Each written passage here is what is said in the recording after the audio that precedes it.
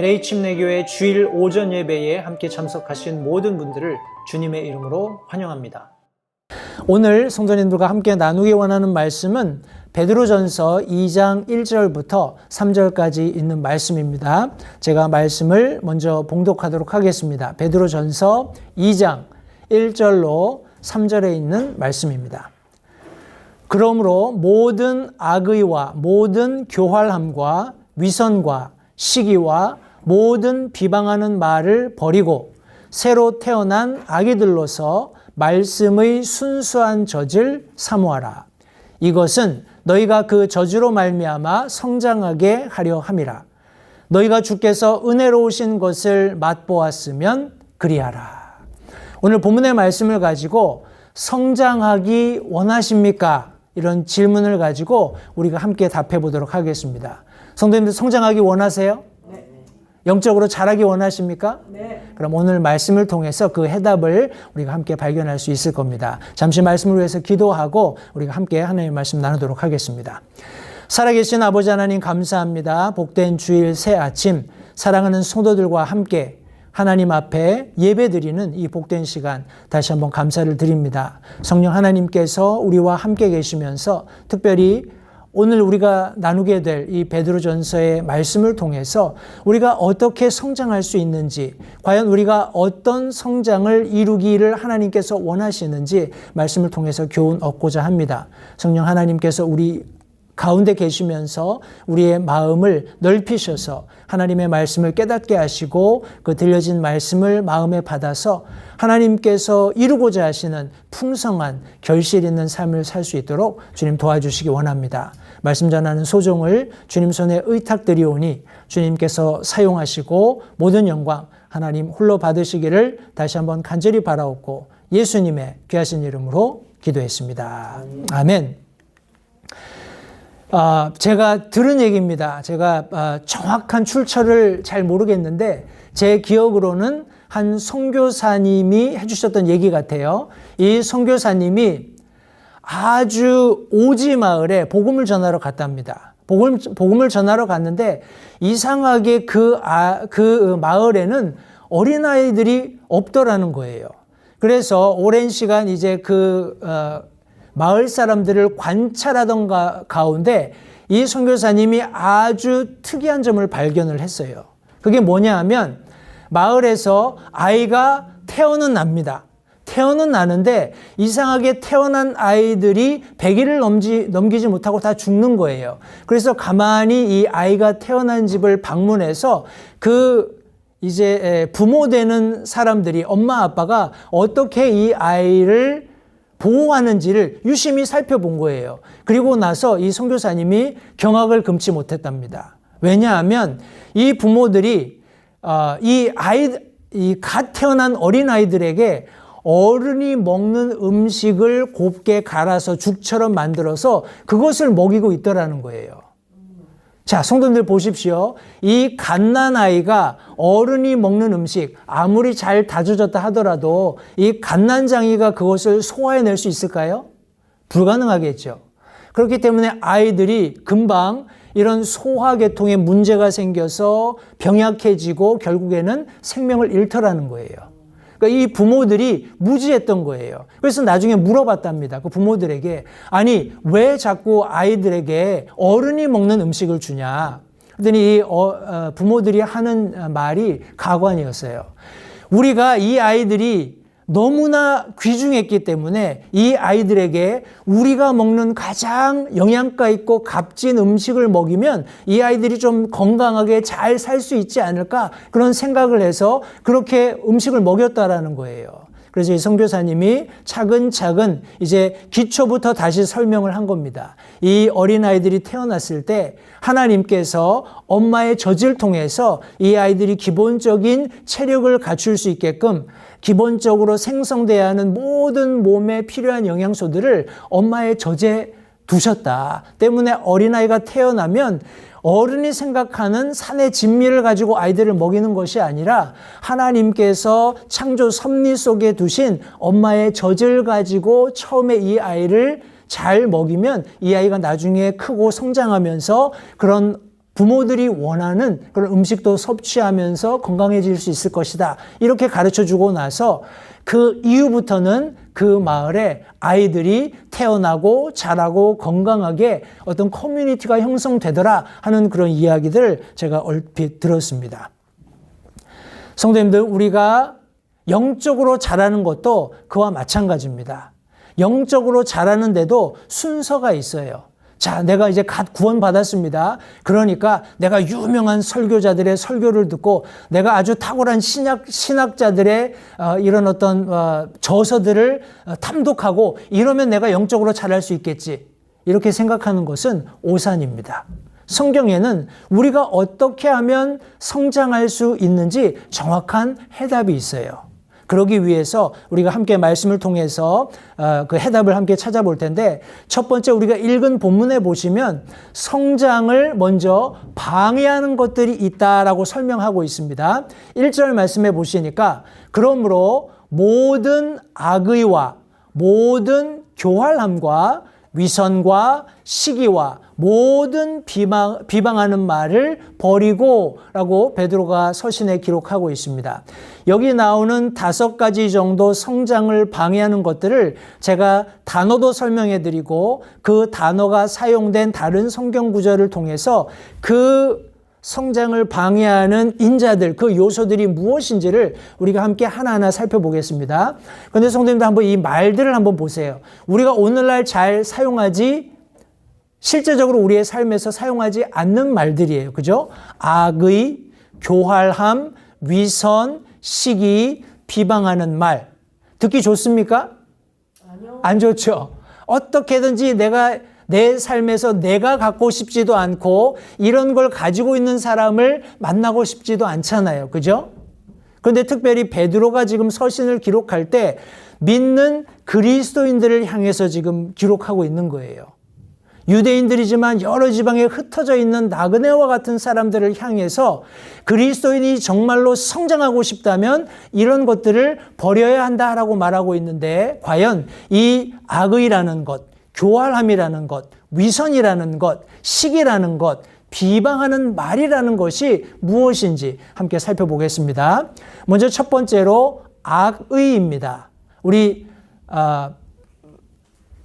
성경 원래 본문이 의미하는 바는 사악한, 부도덕한 것을 표현하는 거예요. 근데 성도님들 보십시오. 우리가 기본적으로 마음 안에 내가 마땅히 그리스도인으로서 가져야 할 생각 혹은 가져야 할 뜻, 우리 2025년 교회 표어가 뭐라고요?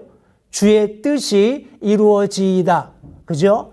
주의 뜻, 하나님의 말씀이 내 마음속에 자리 잡고 있지 않으면 이런 악함 혹은 사악함, 부도덕함이 자리 잡을 확률이 굉장히 많아집니다. 그죠? 자, 과연 이 악의가 무엇인지를 한번 설명을 해드려 보겠습니다.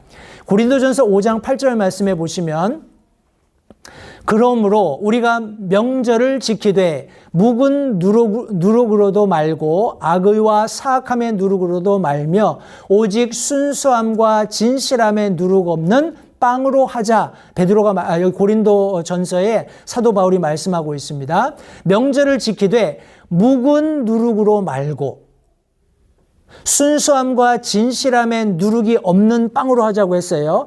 여기 묵은 누룩이라는 것은 악의와 사악함의 누룩과 동일한 말입니다. 다시 말해서 하나님 앞에 예배드리는 그리스도인의 합당한 삶을 우리가 얘기할 때 묵은 누룩 혹은 악의와 사악함의 누룩으로는 하나님 앞에 예배드릴 수 없다라는 거예요. 제가 지난 시간에도 말씀드렸습니다만 고린도전서 12장 로마서 12장 말씀에 의하면 하나님께서는 우리의 자신을 하나님 앞에 거룩한 희생 헌물로 드리기를 원하신다고 말씀드렸어요. 그러기 위해서 우리는 세상에 동화되는 것이 아니라 우리의 생각의 새로움을 입어야 된다라고 말씀을 드렸어요. 우리 내면적인 마음 속에 자리 잡은 것이 무엇인지가 중요하다라는 겁니다. 성도님들, 우리가 순수함과 진실함을 갖기 위해서는 묵은 누룩 혹은 악의와 사악함을 제거하지 않으면 안 된다는 것을 기억하시기 바랍니다. 에베소서 4장 13절 말씀에서도 너희는 모든 악독과 진노와 분노와 소리 지르는 것과 비방하는 것을 모든 악의와 함께 버리고, 성도님들, 이것은 그리스도인의 삶에서 절대 발견되면 안 되는 성품들이죠. 모든 악독, 진노, 분노, 소리 지르는 것, 비방하는 것, 모든 악의와 함께 이것들을 버리라 말씀하고 있습니다. 성도님들, 우리 선, 악을 떠나서, 옳고 그름을 떠나서 오늘날 제가 앞서서 잠깐 언급을 드렸습니다만 미국도 마찬가지고 한국도 마찬가지고 전 세계적으로 사람들이 굉장히 자기 의견을 공개적으로 사람들 앞에 내는 것에 대해서 굉장히 중요하게 생각을 하기 시작했어요. 과거에는 저는 개인적으로 그렇지 않았다고 생각을 합니다. 내가 무엇인가 하고 싶은 말이 있어도 내 생각이 옳다고 해도 그것을 어느 정도 컨트롤할 수 있는, 통제할 수 있는 그런 사회적인 어떤 분위기였다면, 지금은 사람들이 내가 옳고 내가 주장해야 된다고 생각을 하면 그것을 막 소리를 내요. 그런데 대개의 경우 성도님들, 그런 것들의 이면에 여기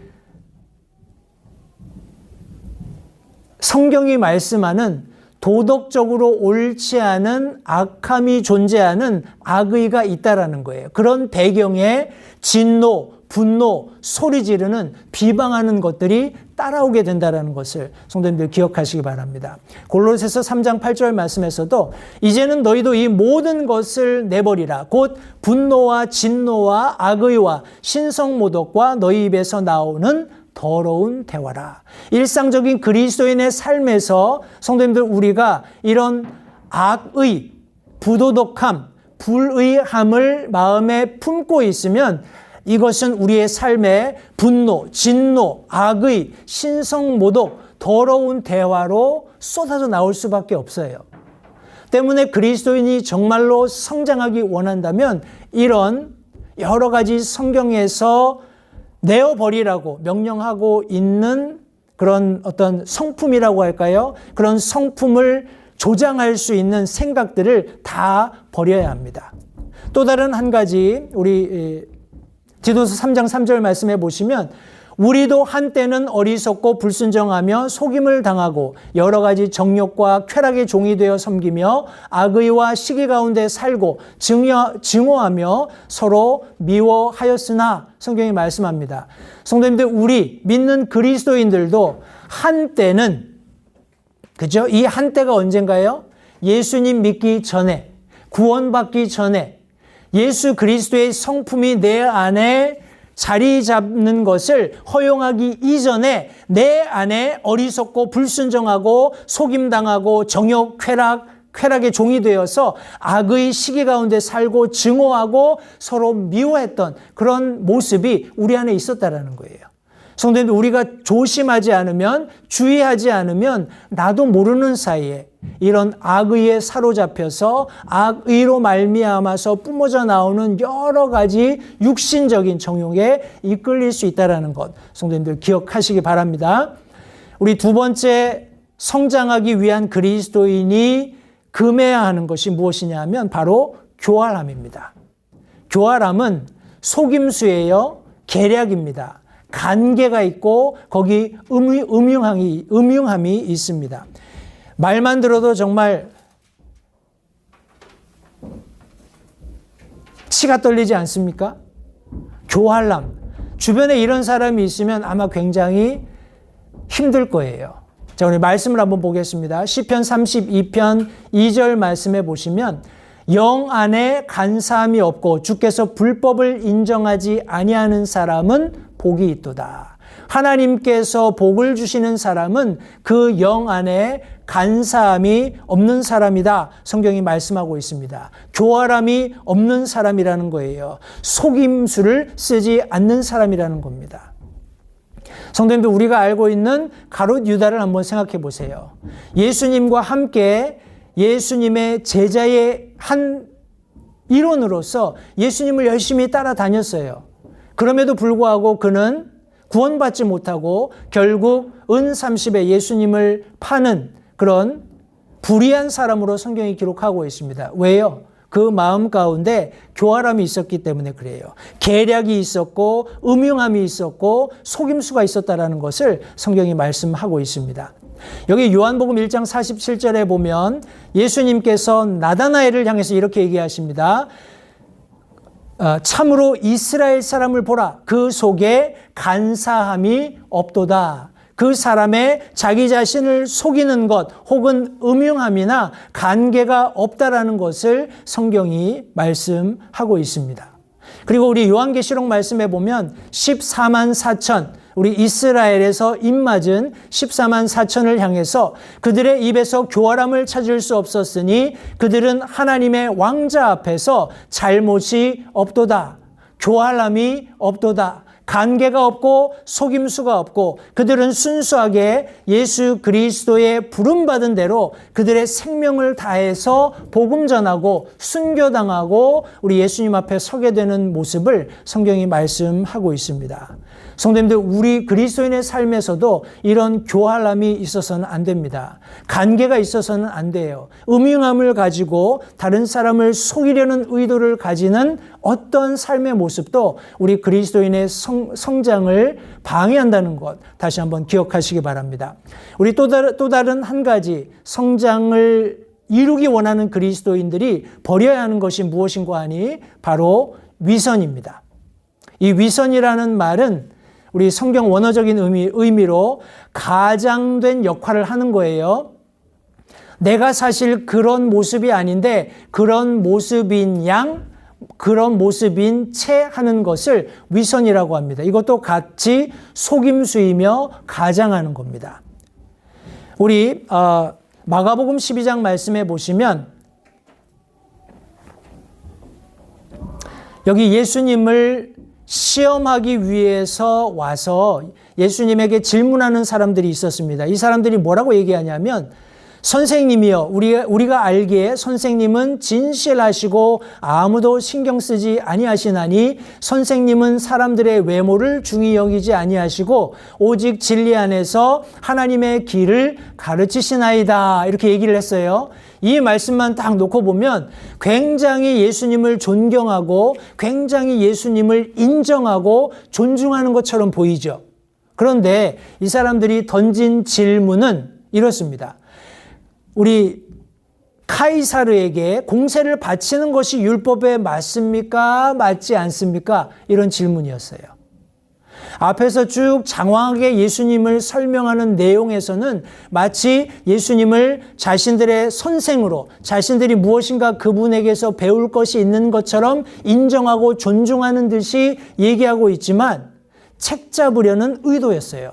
카이사르에게 공세를 바치는 것이 맞습니까? 맞지 않습니까? 15절에 우리 예수님께서 15절 하반절 말씀해 보시면 너희가 어찌하여 나를 시험하느냐 하면서 데나리온 하나를 가져오라고 하시고 이 동전에 있는 얼굴이 누구냐라고 했을 때 시저입니다. 그래? 그러면 카이사르의 것은 카이사르에게, 하나님의 것은 하나님께 드리라는 아주 유명한 말씀을 해 주십니다. 그러나 성도님들, 이 말씀 속에서 예수님을 찾아왔던 사람들은 위선적이었어요. 속이고 있고 자신들이 실제로 예수님을 존경하거나 그분을 존중하는 사람들이 아니었지만 그런 사람인 채 자기 자신을 보여내고 있는 거예요. 드러내고 있는 겁니다. 얼마나 위선적인 모습입니까? 우리 갈라디아서 2장 말씀에 보면 11절부터 13절에 베드로가 안디옥에서 왔을 때 그가 한 행동 때문에 같은 유대인들이 그의 위선적인 행동을 따라가서 사도 바울이 그를 책망할 수밖에 없었던 내용을 설명하고 있습니다. 말씀을 보십시오. 베드로가 안디옥에 이르렀을 때 그가 책망받아야 했으므로 내가 그를 대면하여 책망하였노라. 야고보에게서 온 어떤 사람들이 오기 전에 그가 이방인들과 함께 먹었으나 그들이 오매 할례자들에 속한 그들을 두려워하여 그가 뒤로 물러가 자신을 분리하였으며 다른 유대인들도 그와 함께 위선을 행하고 심지어 바나바도 그들의 위선에 끌려갔느니라 성경이 말씀하고 있습니다. 베드로가 다른 이방인들하고 같이 앉아서 식사를 했어요. 그런데 예루살렘에서 이제 우리 야고보가 보낸 사람들이 같이 이제 베드로가 있는 그 자리에 방문을 한 거예요. 그런데 이 당시에도 여전히 유대인들은 이방인들과 함께 교제하는 것을 율법이 금하고 있었기 때문에 베드로가 이제 갈등했던 거죠. 그죠? 자기가 지금 이방인들하고 함께 있으면서 교제를 하고 있을 때는 몰랐는데 이제 유대인들이 야고보가 보낸 유대인들이 이제 그 자리에 오게 된 거예요. 그러니까 내가 율법을 존중하는 유대인인데 지금 이방인들과 함께 있는 것을 그들이 보게 되면 나를 안 좋게 생각할 거야. 그래서 그 자리에서 자기 자신을 뒤로 물렸다는 거예요. 베드로가 그렇게 하니까 그와 함께 이방인들과 교제했던 사람들 중에 바나바도 심지어 그와 함께 위선에 끌려갔다라고 말씀하고 있습니다. 이 위선, 마치 내가 그런 자리에 있는 사람인 양 행동했는데 실상은 그렇지 않다라는 거예요. 성도님들 기억하십시오. 우리가 아무리 내 목소리를 내고 내가 옳다고 생각하는 것을 주장한다 할지라도 그것이 전적으로 하나님의 말씀에 기인한 것이 아니라면 언젠가는 내 행동을 내가 물릴 수밖에 없는 상황이 생길 수도 있다는 거예요. 그럴 때 내 스스로 위선자로 드러납니다. 따라서 이런 위선을 우리가 조심하지 않으면 성도님들 우리가 결코 그리스도인으로서 성장할 수 없습니다. 또 다른 하나는 시기입니다.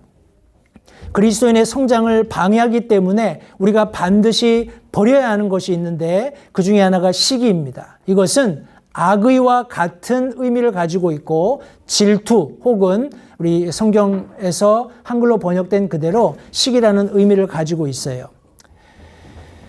우리 이 대표적인 시기 때문에 생명을 잃은 분이 있습니다. 그분이 누구실까요? 바로 예수 그리스도십니다. 마태복음 27장 17절부터 18절 말씀해 보시면 그러므로 그들이 함께 모였을 때 빌라도가 그들에게 이르되 많은 유대인들이 예수님을 끌고 와서 빌라도의 법정에 섭니다. 너희는 내가 누구를 너희에게 놓아주기를 원하느냐? 바라바냐 그리스도라는 예수냐 하니 이는 그들이 시기로 인해 그분을 넘겨준 줄을 그가 알았기 때문이더라. 빌라도는 예수님을 지금 유대인들이 자신의 법정에 세운 것이 시기 때문이다라는 것을 알았어요. 여기 그들이 누군가요? 구체적으로 마가복음 15장에서는 이렇게 얘기합니다. 빌라도가 그들에게 응답하여 이르되 너희는 내가 유대인들의 왕을 너희에게 놓아주기를 원하느냐 하니 이는 수제사장들이 시기로 인해 그분을 넘겨준 줄을 그가 알았기 때문이더라. 심지어 성도님들 종교 지도자들이라고 자처했던 가장 하나님을 경외하고 그분을 예배한다고 자처했던 수제사장들이 예수님을 시기했어요. 시기해서 빌라도의 법정에 예수님을 세우고 그분을 종국에는 십자가에 못 박으라고 사람들을 선동함으로써 예수님께서 십자가에 못 박히시는 일이 일어났다는 것 성도님들 기억하시기 바랍니다. 빌립보서 1장 15절 말씀에 참으로 어떤 이들은 심지어 시기와 다툼으로 그리스도를 선포하고 또한 어떤 이들은 선한 뜻으로 하나니. 성도님들 저는 개인적으로 복음 전할 때 예수 그리스도를 선포할 때 어떤 이유에서건 시기나 다툼으로 하지 않기를 간절히 원합니다. 성도님들, 그리스도를 전할 때 절대 시기, 위선적인 혹은 다툼, 어떤 이유에서건 그리스도인 내부의 분열을 조장하는 그런 의도가 숨어 있다면 그것은 비성서적이고 옳지 않습니다. 그리고 그렇게 가령 하는 사람이 있다면 그들은 미성숙한 사람들이에요. 왜냐하면 성장을 방해하는 것으로 설명된 것으로 틀림없이 성경은 버리라 라고 명령하고 있는데 그런 의도를 가지고 그런 일을 하고 있기 때문에 그래요. 내가 어떤 일을 하고 있고 사람들에게 어떻게 보여지느냐는 성도님들 그렇게 중요한 것이 아닙니다. 그 내부적으로 내가 어떤 마음, 어떤 생각, 어떤 뜻을 가지고 그것을 하느냐가 중요하다는 것 기억하시기 바라고, 마지막으로 언급된 것이 비방하는 말이에요. 흔히 우리 뒷담화라고 하죠. 악한 말 하는 것, 중상하는 것. 성도님들 보십시오. 지금 한국도 그렇고 미국도 그렇고 도널드 트럼프 대통령 미국의 경우에 지금 굉장히 바쁜 비즈니스맨처럼 동분서주하고 있습니다. 우리 얼마 전에는 이스라엘도 직접 방문을 하고 가자 지구에 새로운 도시를 건설해 주겠노라고 우리 이스라엘 대통령과 총리와 대화하는 그런 내용들도 제가 뉴스에서 본 것 같아요. 정말 바쁘게 다니고 있습니다. 그러면서 그가 했던 말들을 참 우리 한국에서 기자들 쓰는 표현이 있잖아요. 그죠? 미국에도 그런 부류의 사람들이 많이 있는 것 같아요. 도널드 트럼프 대통령이 사용했던 어떤 말 혹은 어떤 센턴스를 따서 자기들이 의도하는 대로 비방합니다. 뒷담화를 하는 거예요. 악한 말을 하고 중상을 합니다. 정말 그가 그런 말을 했어? 이 말이 그런 의도야? 마치 우리 창세기 3장에서 보는 우리 뱀이 하와를 꼬드기는 그런 모습 같습니다. 정말 그렇게 얘기했어? 그게 사실이야? 아니야, 그렇지 않아. 이런 다양한 비방하는 말들을 성도님들 우리 그리스도인의 삶에서는 금해야 합니다. 자, 제가 우리 고린도후서 12장 20절 말씀해 보시면 내가 갈 때 내가 원하던 모습으로 너희를 보지 못하고 또 너희가 원치 않는 모습으로 내가 너희에게 보일까 염려하며 또 논쟁과 시기와 진노와 다툼과 헐뜯음과 수군거림과 거만함과 소동이 있을까 염려하고. 성도님들, 사도 바울이 이렇게 고린도 교회 성도들에 대해서 염려하는 것을 한번 입장을 바꿔서 한번 생각해 보십시오. 참 슬픈 일이죠. 교회 안에서 서로가 서로를 오해하고 또 그 가운데 논쟁, 시기, 진노, 다툼, 헐뜯음. 여기 지금 헐뜯음이라는 이 단어가 비방하는 말입니다. 수군거림, 거만함, 소동. 이런 것이 교회 안에 있을까를 염려하는 그런 사도 바울의 마음을 다시 한번 생각해 보십시오. 이런 의미에서 고린도 교회가 굉장히 영적으로 미성숙하다라는 것을 우리가 알 수 있습니다. 성도님들, 제가 5가지 말씀을 드렸어요. 그리스도인의 성장을 방해하는 것들, 악의, 교활함, 위선, 시기, 비방하는 말. 성도님들, 이런 말들은 제가 단어를 정의할 때 정치라든지 아니면 통치라든지 하는 말들은 굉장히 그 단어 원래의 의미가 좋다고 제가 말씀을 드렸어요. 그죠? 바르게 통치하는 것, 마치 흩어져 있는 구슬들을 하나로 꿰듯이 일목요연하게 질서를 잡아가는 것이 통치이고 정치다고 말씀을 드렸는데, 오늘날 정말 추악한 정치판이나 더러운 막장 드라마에서나 있을 법한 그런 단어들을 성경이 언급하면서 이것들을 금해야 한다고 분명히 말씀하고 있습니다. 성도님들, 이 내용들을 보면 이것들은 점진적이에요. 조금씩 우리의 마음에서 생각으로, 그리고 생각에서 의도로, 그리고 의도에서 행동으로 진행해 가는 것들입니다. 다시 한번요.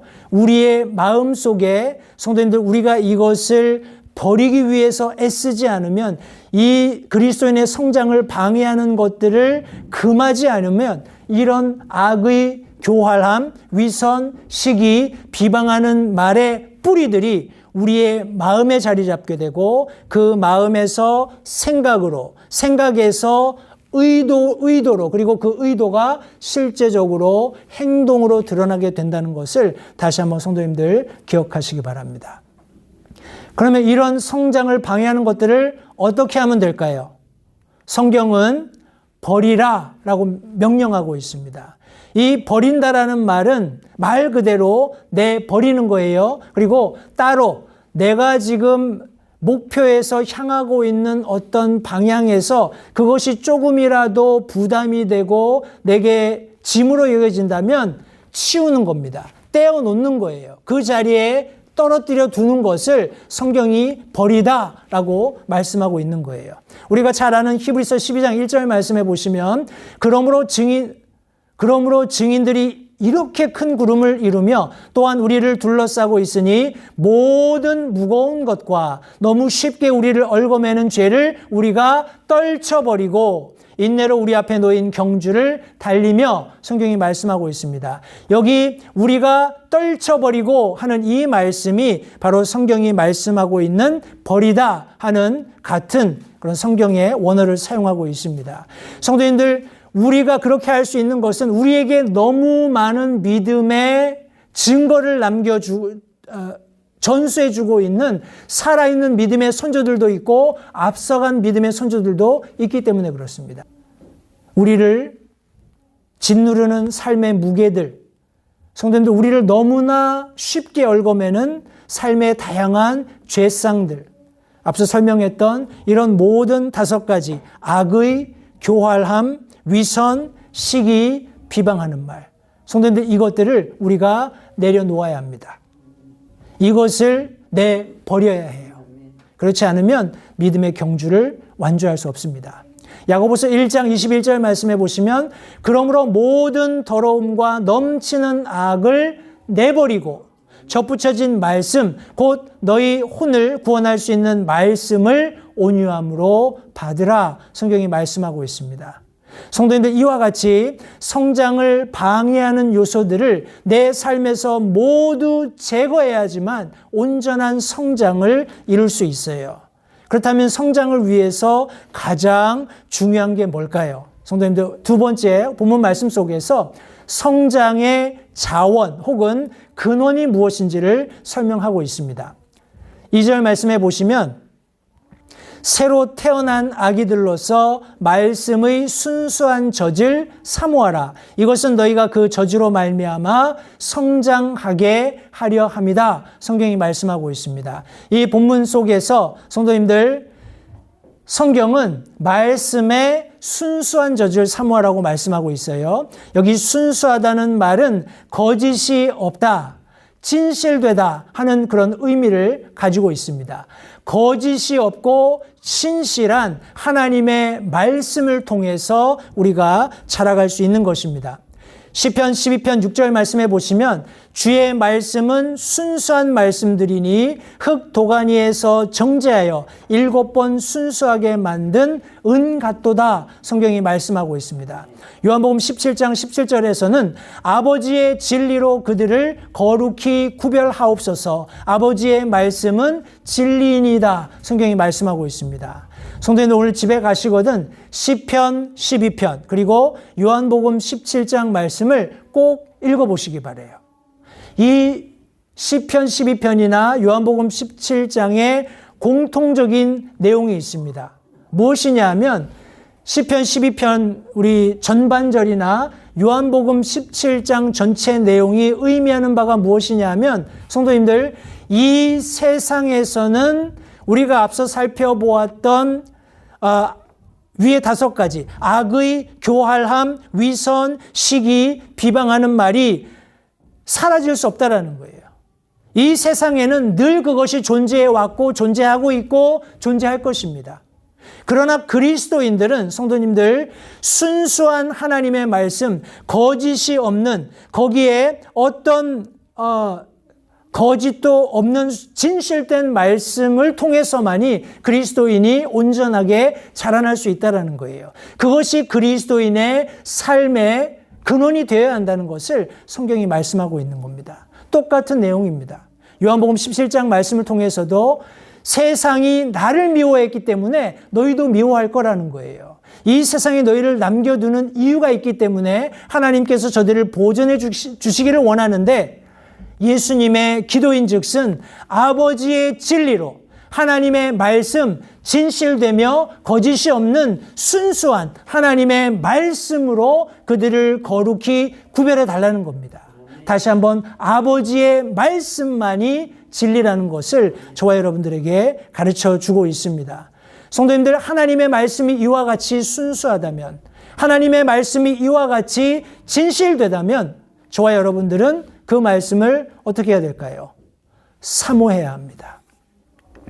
성도님들, 이 사모하다는 성경 원어의 의미는 아주 열망하는 거예요. 애지중지하는 겁니다. 강렬한 소유를 갈망하는 거예요. 그리워하는 겁니다. 제가 여쭙겠습니다. 성도님들, 하나님의 말씀을 애지중지하시나요?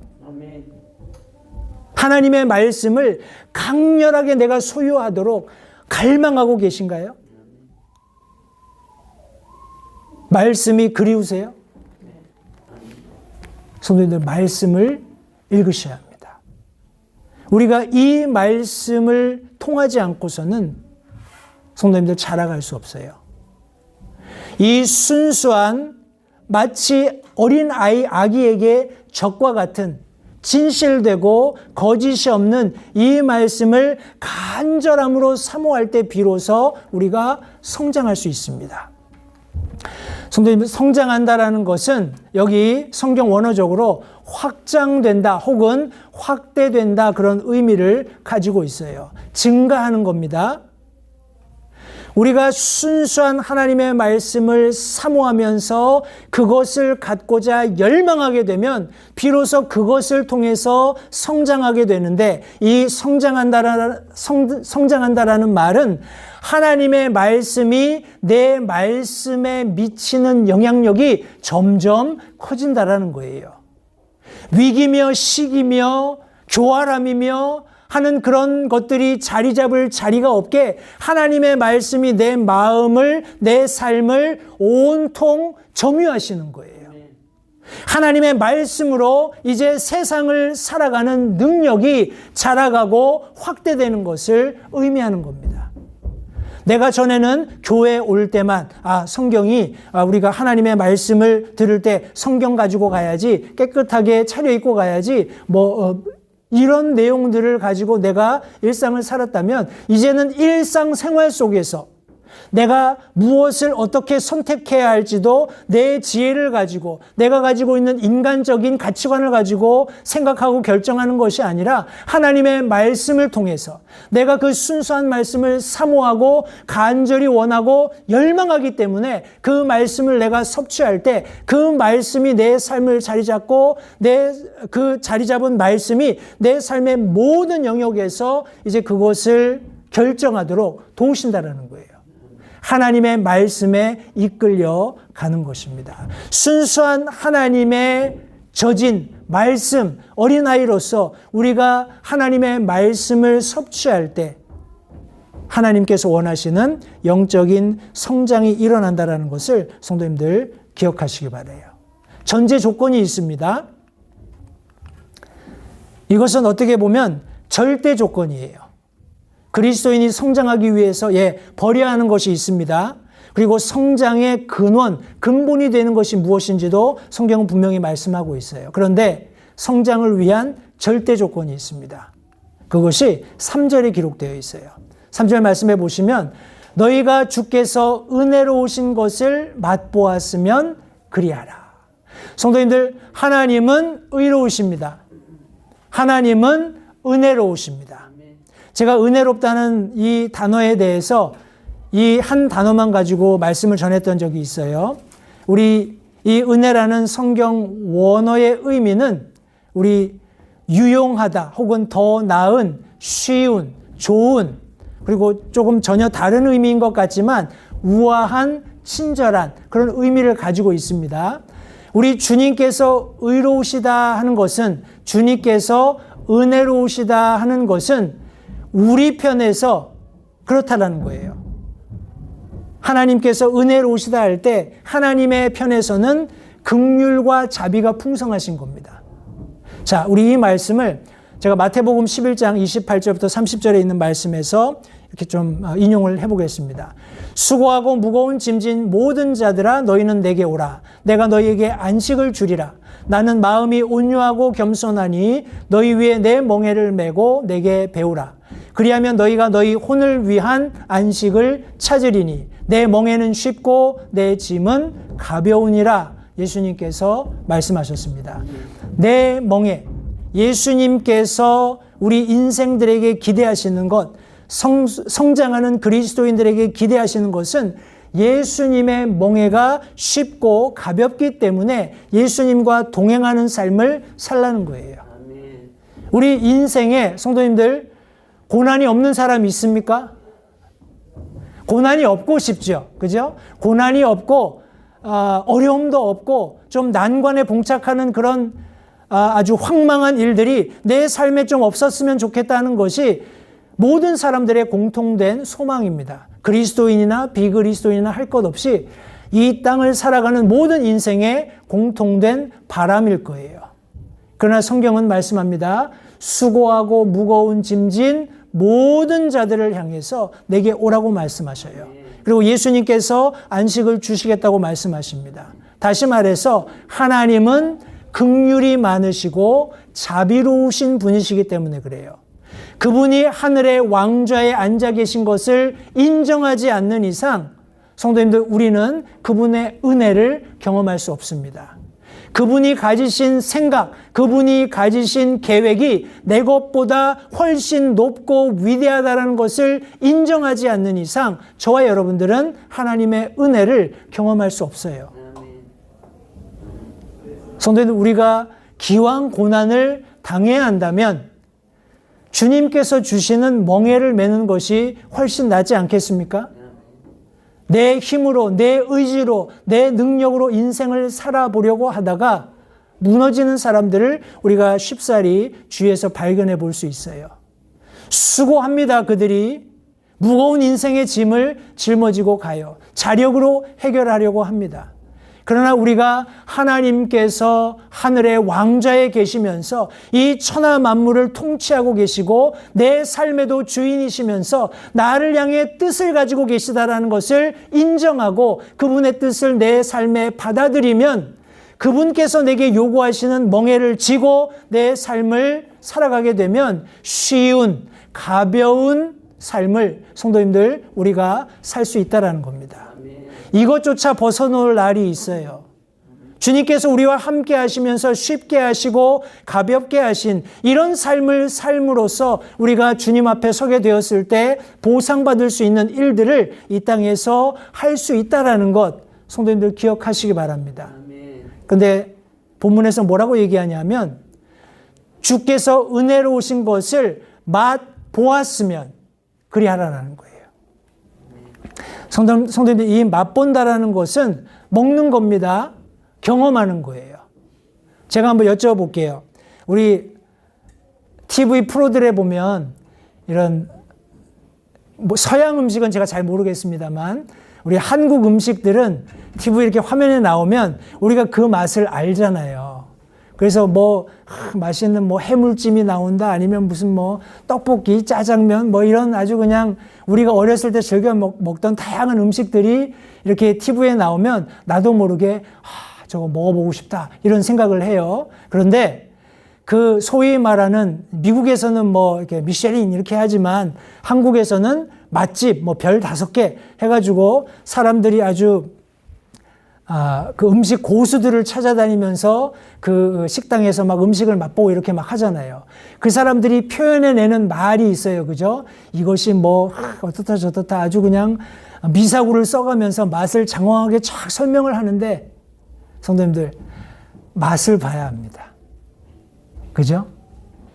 아무리 그 사람들이 그럴싸한 음식들을 이렇게 영상에 찍어서 보여주고 아무리 미사구를 장황하게 설명한다고 해도 내가 그것을 경험해 보지 않으면, 내가 그것을 맛보지 않으면 아, 이거구나 라고 동일한 심정을 가지고 감탄할 수 없다라는 거예요. 성도님들, 주의 은혜로우심을 맛보셨습니까? 주님께서 은혜로우시다는 것을 경험하셨습니까?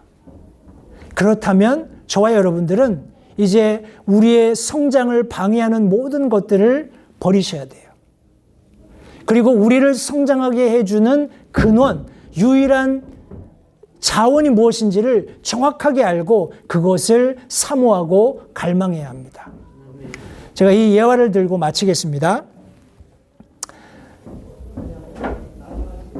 한 분이 바닷가를 거닐고 있었어요. 그런데 특이하게 그날은 바닷가에 정말 셀 수 없이 많은 불가사리들이 해안가로 떠밀려와 있는 거예요.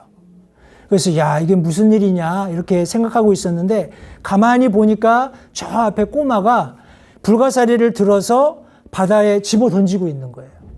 계속 한 마리씩 불가사리를 집어서 바다로 던지고 있는 겁니다. 그래서 이 어른이 가서 꼬마에게 물어봤어요. 야, 꼬마야, 지금 여기 해변가에 떠밀려온 불가사리들을 좀 봐라. 이거 지금 수천 개는 될 것 같은데 네가 그렇게 던진다고 해서 이 몇 마리나 살릴 수 있겠니? 하고 질문을 했어요.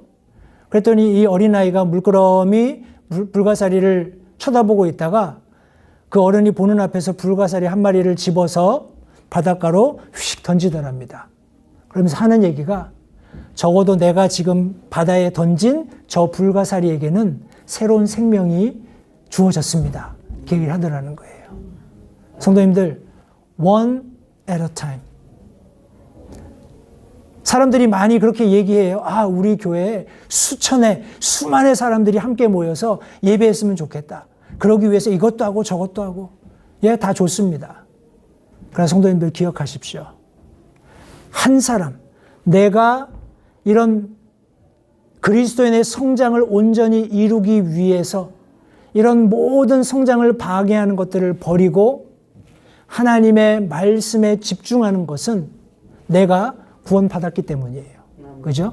나도 그 무수한 바닷가에 널려 있었던 불가사리들 중에 하나에 불과했습니다. 그런데 누군가 내게 와서 복음을 전해주었죠. 우리도 그런 책임을 이제 가지고 있습니다. 성도님들, 저는 개인적으로 성장하기 원합니다. 성도님들 어떠세요? 성장하기 원하시죠? 예. 내가 잘하는 것도 중요합니다. 그것이 우선순위가 되어야 되겠죠. 그러나 더 중요한 것이 있다면 지금 우리 주변에 너무나 이 하나님의 은혜 모르고 예수 그리스도의 구원의 공로 모른 채 죽어져가는 사람들이 많이 있습니다. 우리가 그들에게 복음을 전하지 않으면 그들은 아무 소망 없이 이 세상을 떠나서 영원한 지옥에 갈 수밖에 없습니다.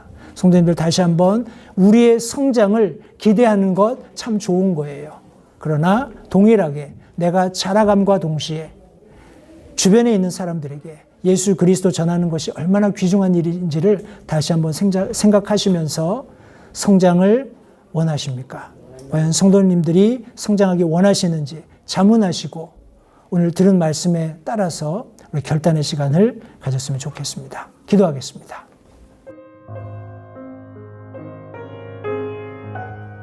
잠시 들으신 말씀에 따라 결단하는 시간을 가지시기 바랍니다. 하나님께서 무엇을 말씀하시든지 따르기로 결단하십시오. 하나님께서는 순종하는 자들을 존중하십니다. 아직 예수님을 개인의 구주로 영접하신 사실이 없으시다면 자신이 죄인됨을 인정하며 하나님께 나오는 자들을 하나님께서 받아주신다는 확실한 말씀에 근거하여 다음과 같이 기도하십시오. 하나님, 나는 죄인입니다. 나는 내 죄로 인해 죽을 수밖에 없음을 압니다. 그러나 예수님께서 내 죄를 위해 십자가에서 피 흘려 죽으시고 사흘 만에 다시 살아나셔서 내 죄값을 모두 지불하셨고 내게 새로운 생명을 약속하셨음을 믿습니다. 지금 이 순간 예수님을 내 마음에 모셔드립니다. 내 마음에 오셔서 나의 주와 그리스도가 되어 주십시오. 예수님 이름으로 기도했습니다. 다음과 같이 기도하셨다면 여러분은 성경 말씀대로 구원을 받으셨습니다. 계속해서 주 안에서 함께 자라가는 복된 교제가 있기를 간절히 바랍니다.